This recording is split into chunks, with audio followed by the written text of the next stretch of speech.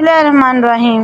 حضرت عثمان غنی رضی اللہ تعالیٰ عنہ نے قرآن پاک کے مصاحف جمع کیے اور انہیں جلانے یا محو کرنے کا حکم جاری کر دیا۔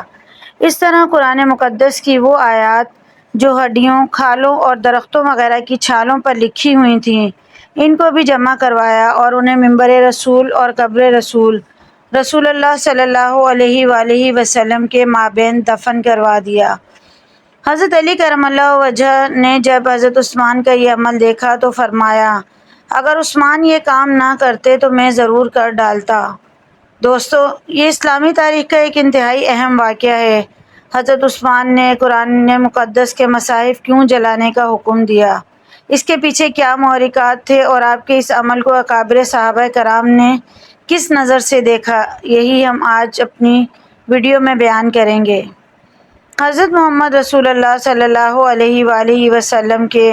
حیات مبارکہ میں قرآن مقدس کی آیات کھجور کی شاخوں، پتھر کی کشادہ اور پتلی تختیوں، شانہ کی ہڈیوں اور درخت کے چھلکوں وغیرہ پر موجود تھا، جسے بعد ازاں جمع کر لیا گیا تھا، لیکن صورتوں اور موضوعات کے لحاظ سے اس وقت اس کی کوئی ترتیب قائم نہیں ہوئی تھی۔ جب امیر المومنین حضرت ابوبکر صدیق رضی اللہ تعالیٰ عنہ کے دور حکومت میں جنگ یمامہ لڑی گئی تو سینکڑوں کی تعداد میں حفاظ کرام شہید ہوئے، جس کے بعد حضرت عمر فاروق رضی اللہ تعالیٰ عنہ کو یہ اندیشہ ہوا کہ حفاظ کرام جہاں بھی جائیں گے ان کے ساتھ یہی معاملہ ہوگا۔ تب آپ نے حضرت ابوبکر صدیق رضی اللہ تعالیٰ عنہ کو مشورہ دیا کہ مصحف شریف کو جمع کرنا ناگزیر ہو گیا ہے، کیونکہ اگر ایسا نہیں کیا جاتا تو عین ممکن ہے کہ قرآن مقدس کے ساتھ بھی وہی معاملہ ہو جائے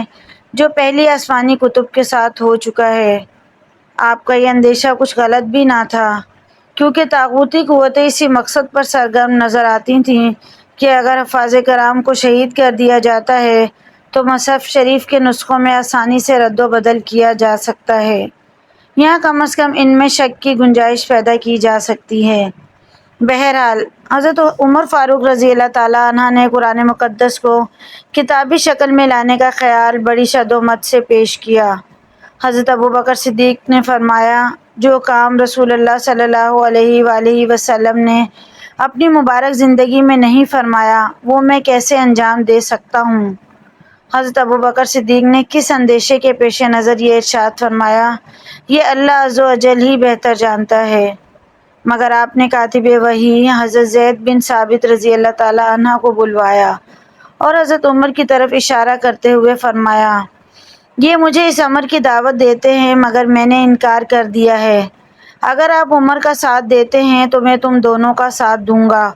اور اگر آپ یہ سمجھتے ہیں کہ اس کی ضرورت نہیں اور میری ہمنوائی کرتے ہیں تو پھر میں ایسا نہیں کروں گا۔ اس کے بعد حضرت زید اور حضرت عمر دونوں دیر تک اسی پر بات کرتے رہے، یہاں تک کہ حضرت عمر نے فرمایا، اگر آپ لوگ ایسا کر لیتے ہو تو اس میں آپ کو کیا نقصان ہوگا؟ بہرحال اس گفت و شنید کا یہ فائدہ ہوا کہ اس وقت کوشش کر کے تمام آیات قرآنی جمع کر لی گئیں اور ان کو جمع کرنے کے متعلق خصوصیت سے حفاظ کرام کی طرف رجوع کیا گیا، لیکن ان جمع شدہ نسخہ جات کو کتابی شکل نہ دی گئی اور نہ ہی وہ نسخے دوسرے شہروں کی طرف بھجوائے گئے۔ اختلاف قرأت تو اس وقت بھی موجود تھا، مگر اس طرف کسی کا دھیان نہ گیا،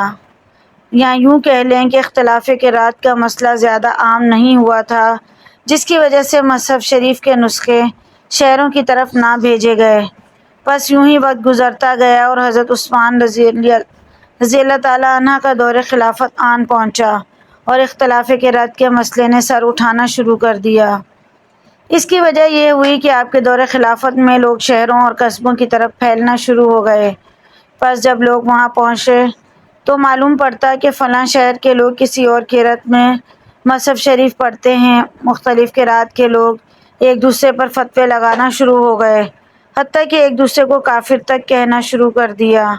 اور اساتذہ اور طلباء نے مکتبوں اور مدرسوں میں ایک دوسرے کو برا بھلا کہنا شروع کر دیا،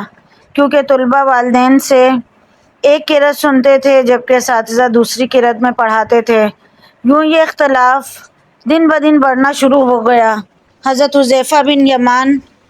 نے جو کہ آرمینیا میں جنگوں میں مصروف تھے نے ان تمام اختلافات کا بڑی باریک بینی سے مشاہدہ کیا، اور جب آپ واپس مدینہ شریف لوٹے تو بجائے اپنے گھر جانے کے فوراً حضرت عثمان رضی اللہ تعالیٰ عنہ کی خدمت میں حاضر ہوئے اور اختلاف قرت سے متعلق تمام خدشات کھول کر بیان کر دیے۔ حضرت عثمان غنی رضی اللہ تعالیٰ عنہ آپ پر اللہ تعالیٰ ہزاروں رحمتیں نازل فرمائے، انہوں نے ان اختلافات کے خطرات اور نتائج کو بھانپتے ہوئے فوراً وہ نسخہ منگوایا جو حضرت ابوبکر صدیق رضی اللہ تعالیٰ عنہ نے تیار کروایا تھا، اور بغیر دیر لگائے اسے حضرت زید بن ثابت، عبداللہ ابن زبیر، سعید بن العاص اور عبد الرحمن بن الحارث رضی اللہ تعالیٰ عنہم کے حوالے کیا اور حکم فرمایا کہ اس کی نقلیں تیار کروائی جائیں، اور تمام حفاظ کرام سے جو مدینہ میں موجود ہیں اور حفاظ صحابہ کرام سے جن کو صحیح طور پر قرآن یاد ہے، اس کی تصدیق اور صحیح کروائی جائے۔ چنانچہ اس 4 رکنی کمیٹی نے انتھک محنت سے قرآن مقدس کا ایک ایسا نسخہ تیار کر لیا جس کی قرأت اور ترتیب آیات پر کم و بیش تمام صحابہ کرام کو اتفاق تھا۔ جب یہ ایک متفق علیہ نسخہ تیار ہو گیا تو اس سے اور نقلیں تیار کی گئیں اور انہیں تمام بڑے شہروں کی طرف روانہ کر دیا گیا، اور ساتھ ہی یہ تاکید کی گئی کہ اب سے مصحف شریف کے ان نسخہ جات کے علاوہ کوئی اور قرأت نہیں کی جائے گی۔ اس کے بعد آپ نے پہلے والے تمام مصاحف کو منگوا کر جلا دیا یا محو کر دیا۔ حافظ ابن کثیر علیہ الرحمہ اس حوالے سے نقل کرتے ہیں کہ جب آپ نے مصحف لکھنے کا حکم دیا تو ساتھ ہی یہ تاکید کی تھی کہ جب تم کسی چیز کے بارے میں اختلاف دیکھو تو اس کو اہل قریش کی لغت میں دیکھ لینا۔ پس آپ نے اہل شام کے لیے ایک مصحف لکھا اور ایک مصر، بصرہ، کوفہ، مکہ شریف، یمن اور مدینہ شریف کے لیے بھی لکھا گیا، اور ان کو ائمہ مصاحف کہا جاتا ہے، اور یہ سب کے سب حضرت عثمان کی تحریر میں نہیں ہے بلکہ ان میں سے ایک بھی آپ کی تحریر میں نہیں ہے، اور یہ صرف حضرت زید بن ثابت رضی اللہ تعالیٰ عنہ کی تحریر میں ہے۔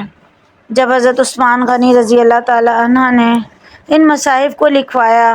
تو حضرت ابو ہریرہ رضی اللہ تعالیٰ عنہ آپ کے پاس آئے اور فرمایا، آپ نے ٹھیک اور درست کیا ہے۔ منقول ہے کہ جب حضرت عثمان غنی نے بقیہ مصاحف کو منگوا کر جلا دیا تاکہ آئندہ اختلاف کا جواز نہ رہے تو حضرت علی کرم اللہ وجہہ نے فرمایا، اگر عثمان یہ کام نہ کرتے تو میں اسے کرتا۔ اور ایک دوسری روایت میں ہے کہ حضرت علی رضی اللہ تعالیٰ عنہ نے فرمایا، اے لوگو، عثمان کے بارے میں غلو کرنے میں اجتناب کرو، تم مصاحف کو جلانے کی بات کرتے ہو، خدا کی قسم انہوں نے ان مصاحف کو محمد صلی اللہ علیہ وآلہ وسلم کے اصحاب کے مشورے سے جلایا ہے، اور اگر ان جیسا کام میرے سپرد ہوتا تو میں بھی انہی کی مانند کام کرتا۔ دوستو، تب سے لے کر آج تک قرآن پاک کے نسخے انہی مصاحف عثمانیہ پر چھپتے آ رہے ہیں۔ جو آج نسخے ہمارے گھروں میں ہیں وہ عین اسی ترتیب و قرأت پر ہیں جن پر حضرت عثمان و حضرت علی اور حضرت ابو ہریرہ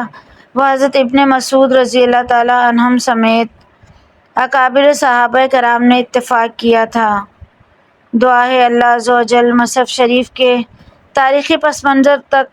آپ تک پہنچانے کے لیے ہماری اس کاوش کو اپنی بارگاہ میں قبول فرمائے، اور ہمیں قرآن پاک کو سمجھنے اور پڑھنے کی توفیق عطا فرمائے، اور اس کے احکامات پر عمل پیرا ہونے کی بھی توفیق دے۔ مزید ایسی ویڈیوز کے لیے چینل کو ضرور سبسکرائب کریں۔ ویڈیو پسند آئے تو لائک، شیئر، کمنٹ کیجیے۔